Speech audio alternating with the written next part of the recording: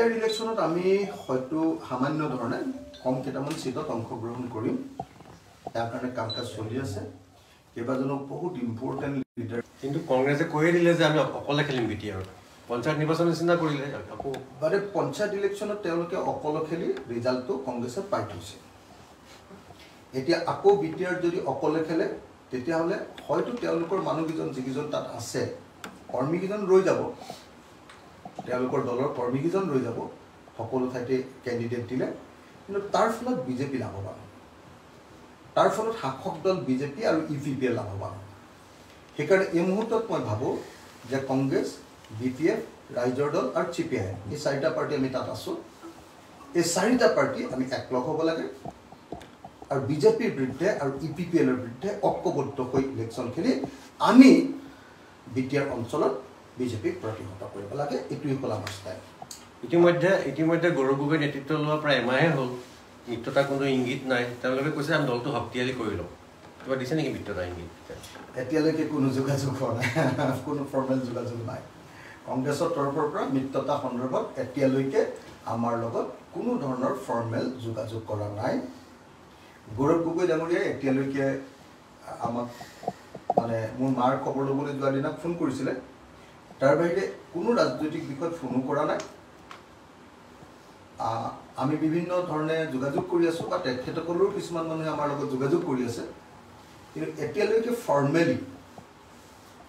বিৰোধী ঐক্যবদ্ধ কৰিবৰ কাৰণে 2026 যাতে আমি বিজেপি কৰিব পাৰোঁ